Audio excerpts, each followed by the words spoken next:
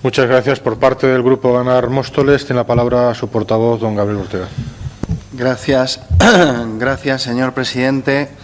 Desde nuestro grupo, en principio, nos vamos a abstener en torno a la moción presentada por el Grupo Municipal Popular por varios motivos. En primer lugar, no vemos detrás de esta moción una preocupación por los derechos humanos, o por lo menos una escala de prioridades clara en lo que es la reivindicación de los derechos humanos en el mundo. Como bien ha dicho Eduardo Gutiérrez, en Venezuela, guste más o guste menos, esto evidentemente, como en cualquier otra democracia, es dado a la interpretación subjetiva de cada cual, pero sí que hemos encontrado, por ejemplo, en la prensa, cómo había grandes peticiones internacionales para pronunciarse sobre la ejecución en Arabia Saudí. Arabia Saudí, supongo que saben ustedes, igual que nosotros, que allí no hay elecciones de ningún tipo. Allí gobierna un jeque que hace básicamente lo que le sale del sombrero. Y una de las cosas que va a hacer va a ser decapitar y crucificar a un joven de 21 años llamado Ali al-Nimr. Bien, este joven va a ser crucificado y decapitado en uno de los países que más viola los derechos humanos. Supongo que saben ustedes, a lo mejor no lo saben, yo se lo cuento, que en Arabia Saudí a lo largo del último año fueron decapitadas de forma legal 130 personas. 130 personas a las que les cortaron la cabeza. Y no hemos visto al Partido Popular en ningún lado presentar una moción sobre Arabia Saudí. Sí que hemos visto algunas imágenes como esta, en la que aparece junto al jeque jefe de Arabia Saudí, muy sonrientes, el ministro de Asuntos Exteriores García Margallo y la ministra Ana Pastor. Claro, esto nos hace sospechar que no hay un interés real por los derechos humanos, sino que simplemente se pretende continuar con esa estrategia propagandística del Partido Popular, en el cual, cuando se le dice las políticas impuestas por la Troika nos están llevando al empobrecimiento masivo, entonces dicen Maduro. Cuando se dice están ustedes atacando servicios esenciales, universales, como la educación y como la sanidad, dicen chavistas. Y así en una dinámica que no para. Pero además, sobre todo porque les queremos invitar a algo, ustedes que son y han sido fuerza de gobierno durante tanto tiempo. Decía mi abuela, bueno, es un dicho popular que ustedes conocen igual que yo, que dime de qué presumes y te diré de qué careces. Primero hay que barrer la casa. Podríamos hablar de nuestro país. ¿Es nuestro país un ejemplo intachable de cumplimiento de derechos humanos? ¿Es nuestro país respetuoso con los derechos y libertades de quienes protestan? Pues mire, yo les voy a dar algunos datos. El 21 de octubre, el otro día, sin ir más lejos, a las 9 de la mañana en Jaén, eran juzgados 18 jornaleros del Sindicato Andaluz de Trabajadores, en Jódar, bastante más cerca que el Orinoco. Se enfrentaban a un juicio donde les pedían a cada uno de ellos 5 años y medio de cárcel, en total 99 años, gracias a esa maravillosa ley mordaza del Partido Popular. ¿Qué delito habían cometido para que se les pidiesen estas penas? Se encerraron en la Casa de la Cultura durante 18 días, exigiendo trabajo, y después se concentraron en la puerta del ayuntamiento. Las causas contra huelguistas, contra trabajadores y trabajadoras que han ejercido su derecho a la huelga en nuestro país, suman peticiones de cárcel por 120 años. Cerca de 300 trabajadores y trabajadoras se enfrentan a penas de prisión y multas por participar en dichos procesos de huelga. El otro día, Fran Molero, un joven jornalero de Málaga, fue condenado a 5 años por haber participado en el rodeo al Congreso. El SAT, Sindicato Andaluz de Trabajadores, por otro lado, les digo el dato, ya que son ustedes seguidores de los datos, que estamos hablando del sindicato más multado y reprimido de toda Europa. UGT y comisiones obreras otros chavistas radicales, han contabilizado la apertura de 81 procedimientos penales y administrativos en toda España contra 260 afiliados. 11 miembros de CGT, la Confederación General de Trabajadores, en Cataluña, Cuenca, Madrid, Castellón y La Rioja, se enfrentan a petición de penas de prisión por participar en protestas. En Galicia, 4 condenados a penas de cárcel, 2 de ellos a 3 años del sindicato Confederación Intersindical Galega. En Granada y Vigo han condenado a penas de 3 años de prisión a 4 personas no vinculadas a ningún sindicato. Gracias a la ley Mordaza, aquí en nuestro país, acciones como intentar detener un desahucio se considerarán faltas graves y se sancionarán con una multa que podrá oscilar entre los 600 y los 30.000 euros. Supongo que podríamos hablar también de las pelotas de goma. Esas pelotas de goma que algunos hemos visto pasar muy cerca de nuestras cabezas en movilizaciones y luchas populares que se han producido en los últimos años. Las lesiones habituales más graves, supongo que saben que es la propia Unión Europea quien recomienda eliminar el uso de estos artefactos.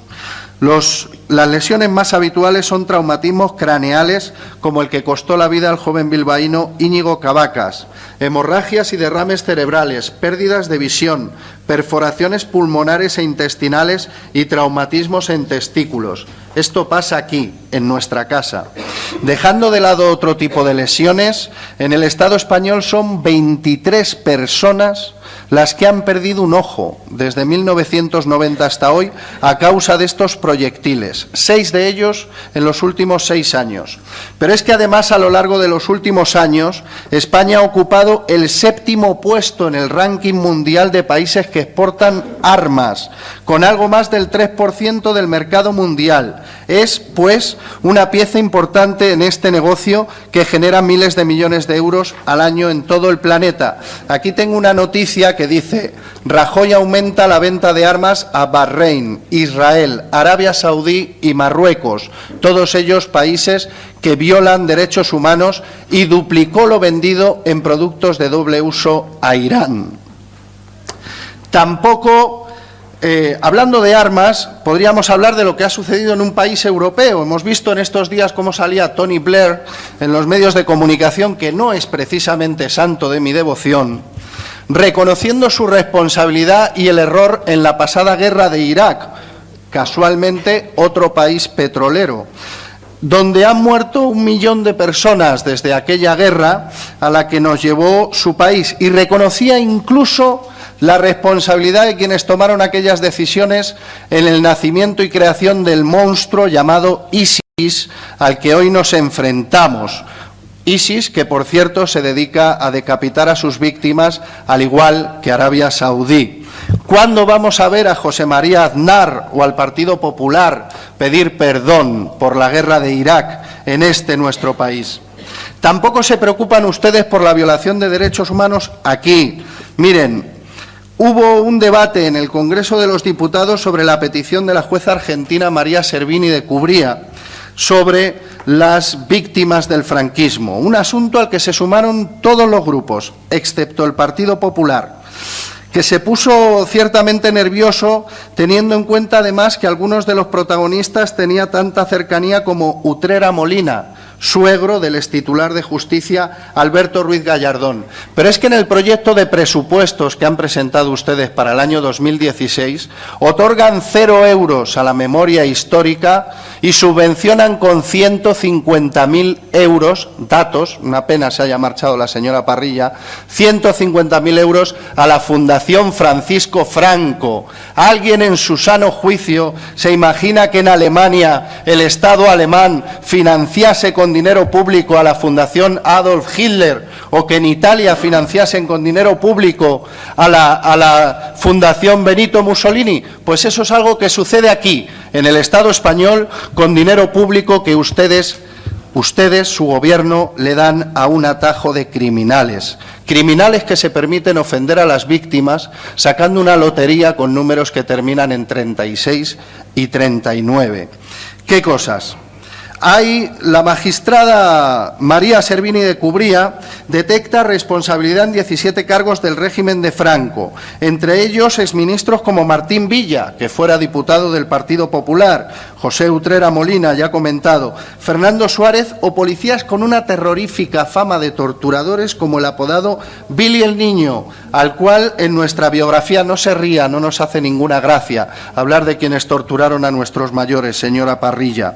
El Consejo de Ministros se ha negado hasta ahora a la extradición después de destruir una de las joyas de nuestro sistema judicial, ya que hablamos de justicia, que era la justicia universal para evitar el juicio contra Augusto Pinochet. Le informo que hago todo el tiempo, se lo descuento de la segunda Perfecto, intervención. muchas gracias, señor alcalde.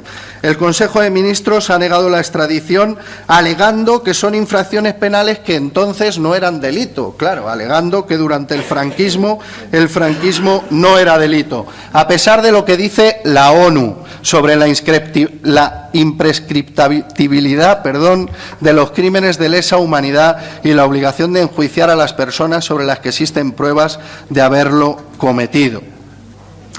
Pero además, hablando de nuestro país, sabemos la desigualdad que se ha producido a lo largo de todos estos años, que ha crecido y afecta ya al 29,2% de la población según el índice AROPE.